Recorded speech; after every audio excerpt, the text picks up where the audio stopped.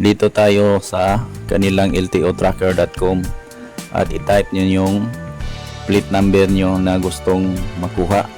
Yan, plate number. Tapos check nyo yung box. Tapos click nyo yung track and check at dito kayo mapupunta. Meron siyang nakalagay your plate number is ready, meaning okay na po yung plate number nyo at available na, ready for delivery. Tapos deliver my plate at itong form na ang lalabas. Fill up nyo yan, yung form na yan, kumplituhin.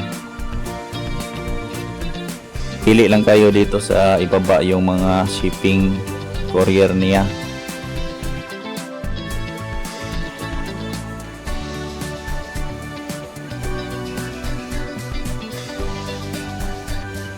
Dapat kumplituhin nyo yung delivery address para hindi ma-return to sender yung ating plate number.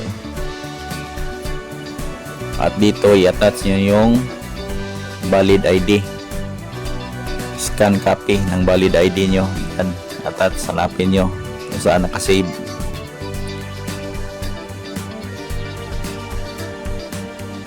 Tapos dito sa kabila yung certificate of registration, scan copy pa rin, hanapin nyo at i-attach. Tapos check nyo yung continue to check out. Yan, reviewin nyo yung detailing nakalagay dyan, kung kumpleto ba or meron bang mali. Yan po ang kanyang shipping fee, 260.74. Tapos click nyo yung GCash, yan po ang lalabas. Tapos i-click nyo yung continue to check out at yan, lalabas yung QR code ng GCash. Yan po ang scan nyo pag nag-payment kayo through GCash.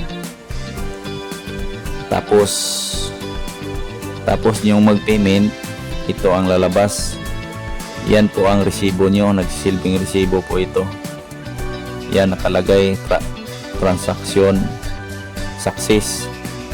Pwede niyo ring i-save yung image nito para meron kayong reference. Basta importante yan, success po siya. Tapos nito, maghihintay lang kayo ng 1 hanggang 2 buwan para ma-deliver sa inyong bahay yung original plate number.